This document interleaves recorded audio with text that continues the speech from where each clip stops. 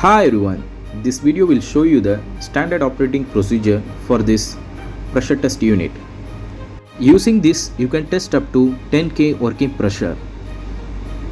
It needs a closed loop power pack to run, and it having a volume of 190 liters and with a flow rate of 21 liters per minute, including with the internal bleed off valve. After test, you can bleed off from this.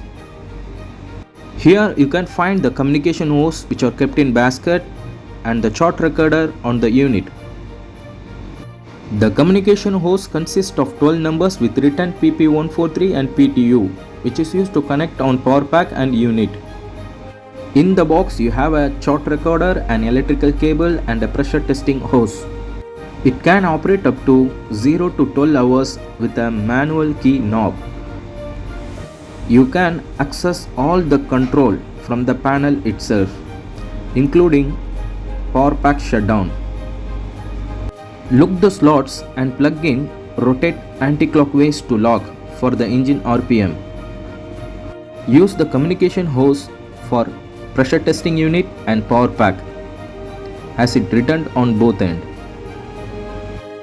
The communication hose need to be connected as per the color code and the hose detail mentioned with the tag, pressure, return, cast drain, and all the tags you can see on the communication hose.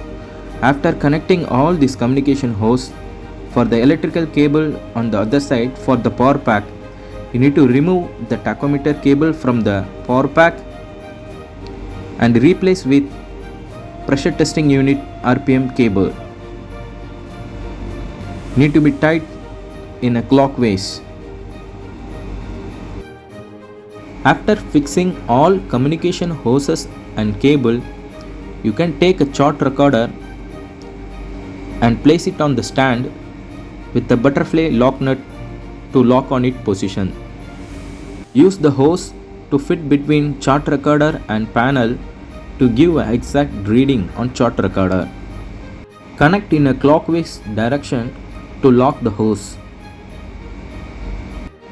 After connecting, make sure you connect it in a secure way.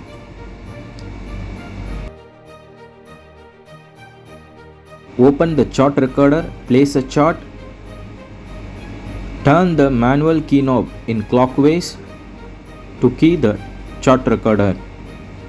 Before switch on from power pack, open up the panel and check for the pressure. Switch on the pump on power pack for PTU. Use the selector valve to shift on PTU side. Check on the panel for engine RPM, pump flow regulator, pump pressure control, pump pressure, flow rating meter for water, and engine stop. Use pump flow control to fill the water on testing equipments like lubricators, BOP. You can find the pressure on the gauge. While filling, you can find the flow rate for the water. Once the equipment is filled up with water, you can minimize the flow of water. After filling water,